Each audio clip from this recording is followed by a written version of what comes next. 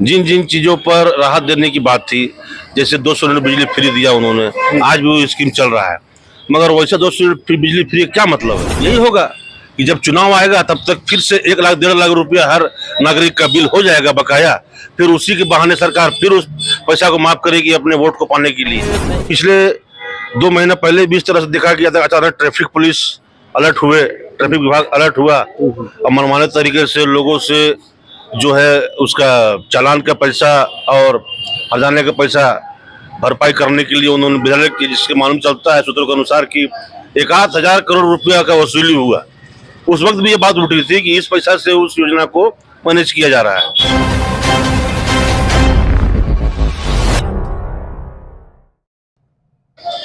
विधानसभा चुनाव खत्म होने के बाद आपको बता दें, जनता जो है महंगाई की दंश झेल रही है। जहां केंद्र सरकार के द्वारा सिलेंडर के दाम में 50 रुपए की वृद्धि की गई है, वहीं आपको बताते चले राज्य सरकार द्वारा, झारखंड की राज्य सरकार के द्वारा बिजली दर की रेट भी बढ़ा दी गई है, जिससे आम जनता काफी परेशान है। ऐसे में हमारे साथ खास बातचीत के लिए अजय जी मौजूद है। इनसे जानेंगे क्या कहेंगे, आम नागरिकों को कितना परेशान हो रहे होंगे बिजली दर की बढ़ोतरी से। देखिए, ये तो सर्वविदित है कि केंद्र सरकार के महंगाई के मार से राज्य की जनता उठ नहीं पाई थी। इसी भरोसे और विश्वास के साथ इस सरकार को प्रचंड बहुमत देकर जिताने का काम किया। अब सरकार के 4 महीना 5 महीना बीतने के बाद सरकार का असली चेहरा दिखाई पड़ रहा है। जिन जिन चीजों पर राहत देने की बात थी, जैसे 200 यूनिट बिजली फ्री दिया उन्होंने, आज भी वो स्कीम चल रहा है। मगर वैसे 200 यूनिट बिजली फ्री क्या मतलब है? जब 201 से 205 होने पर पूरा पैसा आपसे वसूला जाएगा और उस पर से आप हर तरह के कंज्यूमर पर 20 पैसा से लेकर 40 पैसा, 40 पैसा से लेकर 80 पैसा, 80 पैसा से लेकर 1 रुपये तक का आप बढ़ा चुके हैं। जो कि आप परसों या उससे एक दिन पहले जो सर्कुलर जारी किया बिजली विभाग ने, उसमें स्पष्ट लिखा हुआ है कि किन कंज्यूमर को कितना बढ़ा है।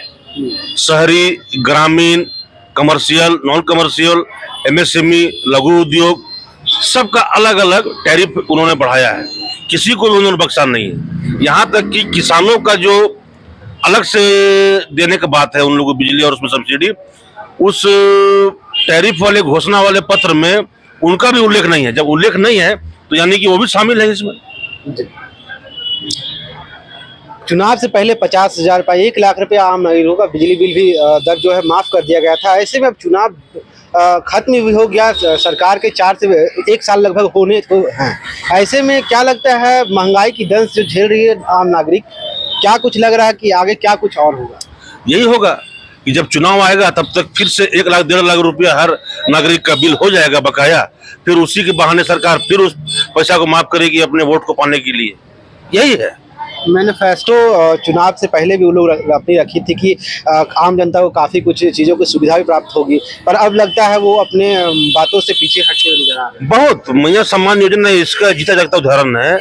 मैया सम्मान योजना में इतनी त्रुटियां हैं, मगर फिर भी सरकार में के अधिकारियों में, मंत्रियों में, विधायकों में अगर इच्छा शक्ति होता, सरकार के डीसी इसको प्रॉपर तरीके से देखते और इस संज्ञान लेते, तो 20 दिन में सारी त्रुटियां खत्म हो जाती और सुचारू रूप से सभी महिलाओं जो उसके उस पात्र को की पात्रता रखती हैं, उस सही महिलाओं को सुचारू रूप से पैसा पहुंचता है। नंबर 1। नंबर 2, इसी तरह से देखिए, बताया गया था कि मुख्यमंत्री रोजगार सृजन योजना के तहत 3 लाख, 5 लाख से 25 लाख तक झारखंडी युवा युवतियों को सरकार लोन देगी, जिसमें अर्बन क्षेत्र के 35% सब्सिडी और ग्रामीण क्षेत्र की महिलाओं को 45% तक का सब्सिडी है। आज उसमें मेरी जानकारी के अनुसार बताया जा रहा है कि उसमें फंड ही नहीं है, जिसकी वजह से सारा लोगों का फॉर्म अभी भी प्रक्रियाधीन पड़ा हुआ है, प्रोसेसिंग में है, मगर अभी तक किसी को फंड अलॉट नहीं हो रहा है। तो क्या लगता है, ये मैया सम्मान योजना जो एक योजना लाई गई महिलाओं के लिए, ये बिजली बिल का दर जो है इसी से तो नहीं प्रभावित हो रहा है? नहीं, इस तरह से पिछले 2 महीना पहले भी इस तरह से देखा गया था, अचानक ट्रैफिक पुलिस अलर्ट हुए, ट्रैफिक विभाग अलर्ट हुआ और मनमाने तरीके से लोगों से जो है उसका चालान का पैसा और हर्जाने का पैसा भरपाई करने के लिए उन्होंने विधायक की, जिसके मालूम चलता है सूत्रों के अनुसार कि 1,000 करोड़ रुपया का वसूली हुआ। उस वक्त भी ये बात उठी थी कि इस पैसा से उस योजना को मैनेज किया जा रहा है। ये सरकार का अपना काम है, वो कहीं से मैनेज करे, ये सरकार का अपना अधिकार क्षेत्र है, लेकिन हम एज ए समाज सेवी, एज ए राजनीतिक पर्सन, मैं यही कहना चाहूँगा कि खोखले वादे करके जो लोग आए थे वो चले गए। आपको राज्य की जनता ने दूसरी बार चुना है और प्रचंड बहुमत दिया है आपको। आप पर तमाम तरह की भ्रष्टाचार से लेकर जेल जाने तक के सारे चीज़ों को झारखंड की जनता ने भुला दिया और आपको प्रचुर बहुमत दिया है, प्रचंड बहुमत दिया है आपको। तो आपका नैतिक और सामाजिक जिम्मेवारी, राजनीतिक जिम्मेवारी भी यही है कि अपने मैनिफेस्टो का कम से कम 70% तो मैनिफेस्टो में जो आपने वादा किया है उसको अक्षरश आप लागू करें ताकि आम जनता को लाभ मिले। केंद्र सरकार की बात किया जाए तो केंद्र सरकार जो है सिलेंडर के दामों में 50 रुपए की वृद्धि कर दी गई है। ऐसे में आपको बता दें, अगर राज्य सरकार में मैनिफेस्टो जो है वो भी एक जारी किया था कि 450 रुपए सिलेंडर आम जनता को मिलने की उम्मीद है। तो ऐसे में क्या लगता है केंद्र सरकार का जो कार्रवाई है इससे कितना जनता जो है कि खुश है? जनता तो तराही कर रहा है, क्योंकि गैस एक ऐसी चीज है जो ऐसा आज के डेट में ऐसा कोई भी परिवार नहीं होगा, चाहे वो बीपीएल हो, एपीएल हो या मिडिल क्लास हो, अपर मिडिल क्लास हो, हायर मिडिल क्लास हो, लोअर मिडिल क्लास हो, कोई भी ऐसा घर नहीं है जिस घर में आज एलपीजी गैस का यूज नहीं हो रहा है।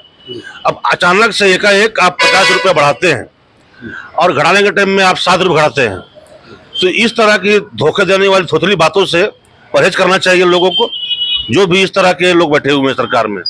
नंबर 1। नंबर 2, केंद्र सरकार से तो अब लोगों का मोह भंग हो चुका है, जिसका आपको देखने को मिला होगा कि 303 से 240 पर वो आज सिमट गए।